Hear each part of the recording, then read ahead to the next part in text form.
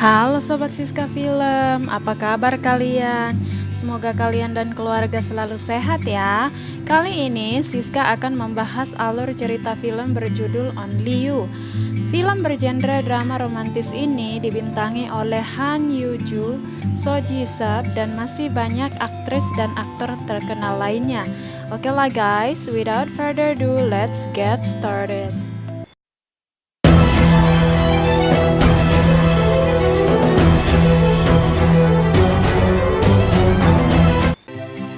Film diawali dengan diperlihatkannya seorang wanita bernama Fang Yuan. Ini dia orangnya. Waktu dia kecil, dia pernah diramal 2 kali akan menikah dengan seorang laki-laki bernama Son Kun Ming. Tetapi sampai dia menjadi seorang wanita nan cantik, dia nggak pernah bertemu dengan lelaki itu. Seperti apa sih orangnya? Siska juga jadi penasaran nih. Sampai akhirnya Fang Yuan akan segera menikah dengan tunangannya bernama Si Wei. Tunggu. Terus gimana dengan ramalannya? Apakah peramalnya hanya omdo alias omong doang? Ya udahlah ya, itu urusan peramalnya, Siska nggak mau ikut campur. Fang Yuan dan tunangannya sama-sama berprofesi sebagai seorang dokter. Wow, serasi banget nih kelihatannya. Bedanya, Fang Yuan seorang dokter hewan, sedangkan tunangannya seorang dokter gigi. Siska mau pengen behel nih, kira-kira kalau pasang di kliniknya Xie ada diskon gak ya? Fang Yuan punya 2 orang sahabat yang setia kawan, namanya Xiao Tong. Bukan sotong cumi-cumi kering makanan favorit Siska ya. Dan satu lagi bernama Su Juan. Tapi menurut Siska, Xiao Tong ini paling setia kawan karena dia nantinya yang akan menemani Fang Yuan mencari sang pujaan hati yang diramalkan oleh Bahrijan tersebut. Fang Yuan memakai gaun Cheongsam yang diberikan oleh mamanya Si Wei kepadanya. Dan gaun itu merupakan warisan turun-temurun oleh keluarga Si Wei. Saat mereka asik ngobrol membicarakan pernikahan Fang Yuan, tiba-tiba ada telepon untuk Si Wei. Tapi berhubung Si Wei sudah berangkat ke klinik gigi, jadi Fang Yuan akan menyampaikan pesan tersebut yang memberitahukan bahwa yang nelpon gak bisa ikutan acara reunian SMA bersama Si Wei. Saat Fang Yuan nanya siapa yang nelpon, dia sangat kaget karena yang nelpon Song Kun Ming. Dia pun sontak pergi ke kamar dan bersiap-siap untuk pergi ke Milan, Italia seperti yang telah diberitahukan. Kedua temannya pun sontak kaget mendengar Fang Yuan mau berangkat ke Italia karena dia udah mau menikah sama Si Wei. Tapi emang dasarnya Fang Yuan keras kepala dan sangat percaya dengan ramalan Simbah, dia tetap kekeh mau berangkat. Xiao Tong juga memutuskan menemaninya ke Italia. Dia khawatir terjadi sesuatu yang buruk kepada Fang Yuan di sana. Dia bahkan tanpa pamit dulu sama suaminya. Emang mereka nggak akur sih, kalau misalnya minta izin juga pasti nggak boleh. Jadi langsung berangkat aja lah ya. Sesampainya di Milan, Italia, mereka pun langsung menuju Hotel Nobles di mana Song Kun Ming menginap. Berdasarkan info dari petugas hotel itu, Son Kun Ming menginap di kamar nomor 27. Tetapi sayangnya dia lagi nggak di hotel. Tapi pada malam hari, Song Kun Ming akan makan malam di restoran Fonderie. Mereka pun beristirahat sejenak lalu bersolek supaya cantik cetar membahana pas ketemu dengan Song Kun Ming. Tapi sayangnya Fang Yuan nggak pakai jambul katulistiwanya Syahrini. Takut mentok di pintu restorannya ntar. Setelah mereka nyampe di restoran, mata Fang Yuan tertuju pada seorang lelaki yang bermata sipit yang dia yakini bernama Son Kun Ming. Dilihat dari tatapan mata keduanya, mereka sudah jatuh cinta pada pandangan pertama. Pandangan pertama, awal aku berjumpa. Asik, tarik semongko. Fang Yuan pun mau datang mendekati pria itu. Kok ceweknya nyosor banget ya? Kok nggak ada jaim-jaimnya? Eits, malah dihentikan sama si Xiaotong karena menurutnya mending tanya dulu ke kasir memastikan apakah itu benar Son Kunming atau bukan. Untung Xiaotong nanya ke kasir, kalau enggak, aduh, muka Fang Yuan taruh di mana ntar? Udah nyosor ternyata salah orang juga.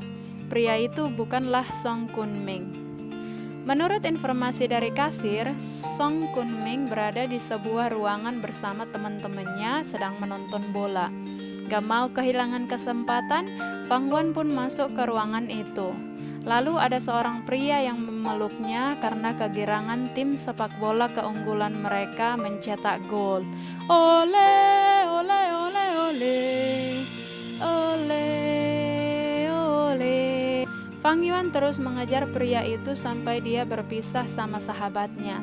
Pria yang tadi di restoran ketemu sama Xiaotong dan mereka berpencar mencari Fang Yuan. Saat pria itu menemukan Fang Yuan, ternyata dia lagi digodain sama anak-anak Fang. Adeh, gak bisa lihat gadis bening dikit ya. Pria itu menyuruh Fang Yuan cepat-cepat pergi dan dia akan mengurus para anak Fang itu. Wow, benar-benar pria idaman Siska nih, gentleman banget hehehe. Setelah mengurus anak Fang itu, pria itu pun terluka karena sempat baku hantam. Akhirnya Fang Yuan mengobatinya dan dia juga berterima kasih kepada pria itu karena telah menolongnya dari anak-anak Fang yang menggodanya tadi. Sebelum mereka berpisah, pria itu menanyakan siapa yang dicarinya, siapa tahu dia mengenalnya. Fang Yuan awalnya tidak mau kasih tahu karena mereka baru kenal, tapi karena pria itu memaksa, dia pun akhirnya kasih tahu bahwa dia mencari Son Kunming. Pria itu pun mengaku bahwa dialah Song Kunming. Fang Yuan sangat senang mendengarnya karena dia udah terlanjur jatuh cinta kepadanya pada pandangan pertama. Mereka berdua pulang ke hotel dan saling mengekspresikan cintanya. Mereka merasa dunia ini milik berdua kali ya. Xiaotong belum ketemu, tapi mereka nggak cariin tuh. Ini rasanya sama seperti yang Siska alami saat cinta pertama. Rasanya bahagia banget. Kata orang nih, Thais rasa coklat kalau lagi berdua. Kok jadi ngelantur gini ya? Oke, kita lanjut. Sebelum mereka melakukan si pria itu pun membuat pengakuan bahwa dia bukanlah Song Kunming, tapi namanya Feng Dali. Sontak Fang Yuan mendorongnya dan mengusirnya karena merasa dibohongi. Fang Yuan ceritain semua apa yang terjadi kepada Xiaotong dan dia minta supaya besok mereka balik ke Beijing aja. Gak perlu lagi cariin Song Kunming dan Xiaotong pun mengiyakannya. Keesokan harinya, Fang Dali datang untuk minta maaf, tapi Fang Yuan tidak mau bicara kepadanya.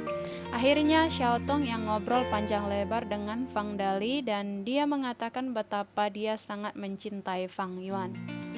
Di saat Fang Yuan dan Xiaotong hendak balik ke Beijing, tiba-tiba mereka dihadang Fang Dali dan menginfokan bahwa dia telah menemukan keberadaan Son Kunming. Dia bilang ada salah satu seorang temannya yang kenal dengannya. Dia melakukan ini karena dia merasa telah membohongi Fang Yuan dan dia mau menebus kesalahannya. Akhirnya Fang Dali bersedia untuk mengantarkan mereka bertemu dengan Son Kunming. Fang Dali mengajak mereka terlebih dahulu ke rumahnya.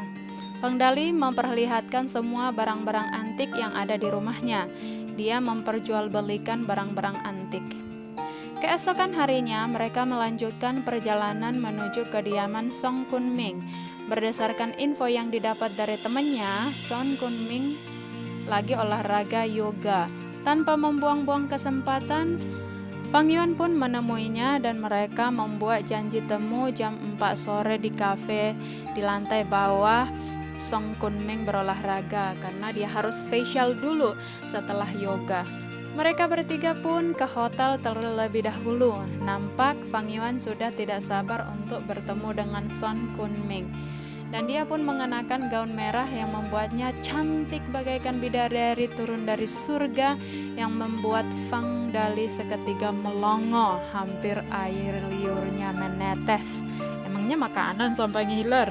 Dan dia pun tiba-tiba bernyanyi. Oh bidadari, turun dari surga di hadapanku. Oh iya. Lanjut. Tepat di jam yang ditentukan, mereka pun sudah di sana. Mereka duduk di kursi yang terpisah supaya Fang Yuan bebas ngobrol sama Song Kunming. Nampaknya Fang Yuan juga menyukainya walaupun dia nggak semaco Fang Dali. Mereka pun berdansa sambil ngobrol asik yang membuat Fang Dali dibakar api cemburu. Untung aja Fang Dali nggak langsung nyanyi seperti ini. Sakitnya tuh di sini di dalam hatiku, sakitnya tuh di sini, na na na na na na, sakit, hihi. Tiba-tiba Song Kunming mau mencium Fang Yuan yang membuat risih dan langsung pergi. Song Kunming mengikutinya. Bukannya minta maaf karena kurang sopan, malah dia mau menciumnya di sana dan bahkan meremasnya. Plak plak. Pengen rasanya Siska mau ikut tampar mukanya. Kesel aku. Fang Dali pun datang dan melihat apa yang telah terjadi sehingga dia pun marah dan langsung menonjoki Song Kunming. Apa salahku? Aku melakukan seperti yang kamu suruh, kata Song Kunming. Ternyata itu hanyalah settingan belaka. Pria itu bukan Song Kunming tapi orang suruhan Fang Dali. Hele, kok tega-teganya dirinya ya. Padahal Siska dari tadi muji-muji Fang Dali gentleman. Ya ternyata.